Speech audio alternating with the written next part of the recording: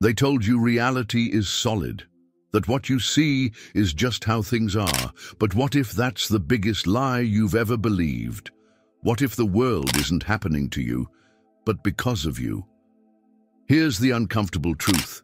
Your perception is not just interpreting life, it's creating it. That sounds crazy, right? But stay with me. Science has already proven that observation affects reality. And if that's true, then your thoughts, beliefs, and emotions aren't harmless. They're powerful tools shaping your entire experience. The problem? Most people are sleepwalking through a dream they don't know they're creating, stuck in cycles they think are fate, reacting instead of consciously observing. But once you understand how consciousness works, everything changes fast. Fear turns into clarity. Confusion becomes vision. You stop being a passenger and step into the role of the creator. This isn't about positive thinking. It's about realizing that the world you live in is a direct reflection of how you see it. Ready to challenge everything you thought was real? Because once you do, reality starts to play by your rules. 1. Consciousness shapes reality, not the other way around. Reality isn't something fixed. It's shaped by perception. A tree isn't just a tree. It's a concept the mind interprets. Before humans, there were no trees, just patterns of energy and light. What we call reality is nothing more than a mental construct, pieced together by observation and agreement. Money, governments, even time itself, none of these exist outside of human consciousness. They hold power only because enough people believe in them. Science backs this up. The famous double-slit experiment shows that a particle behaves differently when observed. It's as if reality waits for consciousness to define it. The same principle applies to daily life. People's expectations, fears, and beliefs shape what they experience. Ever notice how someone who expects failure seems to attract it? That's not coincidence. That's consciousness in action. Take the placebo effect. A sugar pill can heal if the mind believes it's real medicine. That's not just wishful thinking. It's proof that perception creates physical results. The mind isn't just interpreting reality, it's participating in its construction. When someone decides to see the world differently, the world literally changes for them. Consciousness isn't reacting to reality, it's generating it.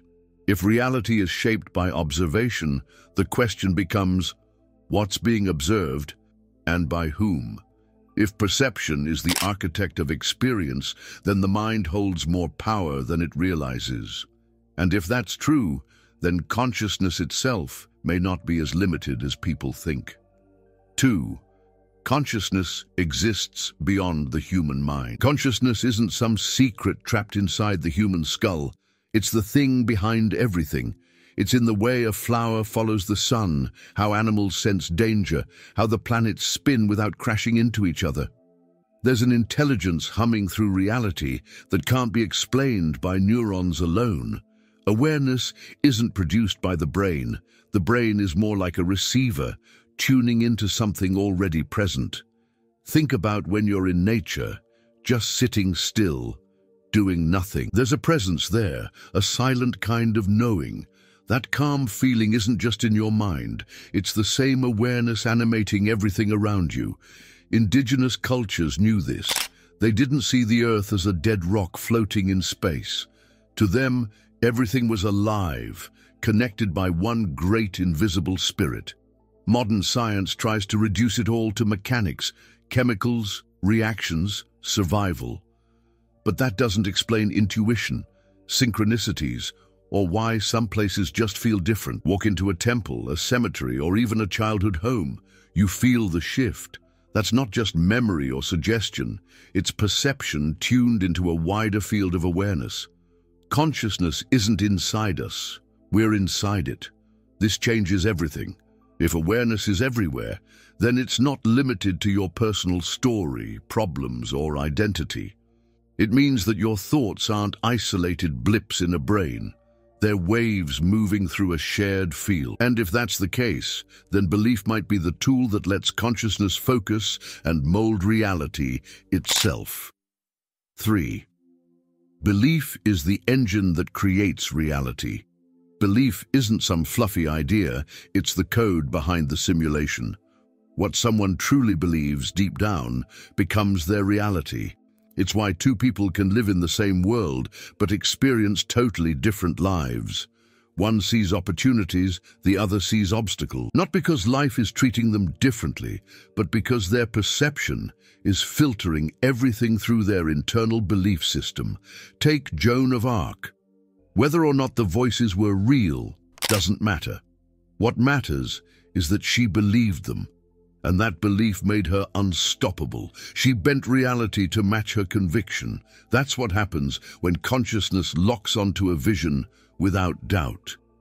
It's not magic, it's alignment. You're not waiting for the world to change. The world's waiting for you to decide. Most people underestimate how much belief shapes their lives. Say someone thinks they're not good with money.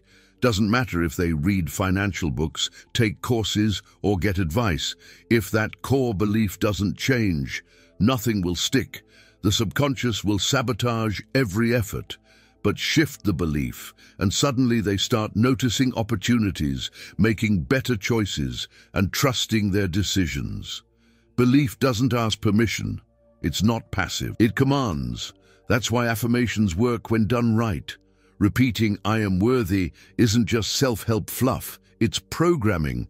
And if belief can alter perception, and perception shapes reality, then your beliefs are literally writing the script of your life.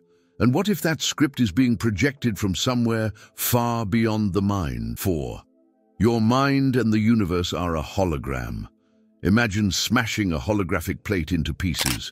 Each fragment still holds the whole image. That's the idea behind Karl Pribram's theory. The brain isn't storing memories like a hard drive, it's interpreting frequencies like a radio, which means that consciousness isn't confined to your head. It's everywhere. Your mind is just one node in a much bigger interconnected field of awareness. Ever had a gut feeling and then found out later you were right? Or thought about someone and they texted you minutes later? That's not coincidence. That's evidence. Consciousness isn't local. It stretches beyond the body, syncing up with a reality that behaves more like a hologram than a machine. What you perceive as out there is deeply connected to what's in here. This isn't just spiritual talk. Quantum physicists have shown that particles seem to know what's happening to their partners, even when separated by miles. That's entanglement. It's also how consciousness might be working. A shared awareness, reflected in different minds, but all part of the same underlying reality. Your thoughts don't just echo in your head, they ripple through the whole field. And here's the wild part. If the universe is a hologram, then shifting your inner state doesn't just improve your mindset, it transforms what you experience as reality. Meditation, visualization, even journaling, they're not just self-care. They're tools to tune your perception and shift the frequency you're broadcasting. Because maybe, just maybe, you're not observing the universe. You're projecting it. 5. The self is an illusion, a role in consciousness play. That voice in your head saying, "This is me," isn't who you really are. It's just a character, a role, a mental costume worn by consciousness to play the human game. From childhood, you're taught to identify with a name, a story, a set of opinions, but peel all that away and what's left? Just awareness, silent, observing, untouched by labels. Ancient wisdom knew this long before neuroscience caught on. In Hinduism, Atman isn't a personal soul. It's the same as Brahman, the universal consciousness. It's like the ocean pretending to be a wave. You're not separate from the source. You're the source temporarily expressing itself through a body, a personality, a life story. The problem starts when the wave forgets it's the ocean. That's why people suffer so much when their identity gets challenged. A job loss, a breakup, a health scare, these feel like existential crises because the ego thinks it's dying. But consciousness, it just keeps watching. That's the part of you that was never born and will never die. You can't see it with your eyes, but you can sense it in the stillness between thoughts. Letting go of the false self isn't about becoming someone new. It's about remembering what you've always been. The deeper you go into self-inquiry, the more the old identity starts to dissolve. Books like The Untethered Soul or I Am That by Nisargadatta Maharaj can help crack that illusion wide open. Because once you realize the self is just a mask, you start wondering who's behind it. 6. The universe is designed for your consciousness. This might sound outrageous, but it's true. The universe doesn't exist without perception. Without a conscious observer, reality has no meaning, no form. That tree in your backyard, it only becomes a tree when awareness labels it. Before that, it's just energy vibrating in the void. Consciousness gives the universe shape, color, texture, and time. Nothing is out there independently. It all depends on how it's seen. Now here's where things get wild. If reality only exists through awareness, then the universe is literally shaped for your consciousness to experience itself. Not in a narcissistic way, but in an interactive one, like a dream that responds to the dreamer. The illusion of separation keeps you from seeing this, but mystics throughout time, from Rumi to Ramana Maharshi, have all pointed in the same direction. When someone starts to strip away mental conditioning, beliefs picked up from parents, school, media, they begin to see the world differently. Everything feels more alive, more connected. You stop reacting and start witnessing. A simple walk becomes a meditation. Washing dishes becomes sacred. That shift in perception reveals a truth most people never glimpse. The world isn't separate from you. It is you looking back. This flips the script on everything. You're not a passive speck floating through an uncaring universe. You're the projector, the filter, the observer that gives the universe context. And if that's the case, then maybe life isn't something happening to you, but something happening for your evolution. Because maybe, just maybe, this whole thing is a setup, a training ground. 7. Life is a training ground for consciousness. Most people think life is about survival, success, or stacking up achievements, but what if it's none of that? What if life is more like a school and every challenge is a lesson for consciousness to grow through? Every argument, heartbreak, failure, or breakthrough, it's all part of the curriculum. The point isn't to win the game. The point is to wake up to the fact that it is a game. Esoteric teachings always hinted at this. Gnostics called it a test. Sufis called it a journey. The Kabbalists saw life as layers of veils being pulled back. The more awareness expands, the more you realize you're not stuck, you're evolving. You're not just living a life, you're training your perception to see beyond it. That's what shifts you from reacting to creating. Think of someone who used to live in fear, but learned to trust life through spiritual practice. Not because they escaped problems, but because their perception changed. Practices like meditation, fasting, reading spiritual texts, or even keeping a dream journal.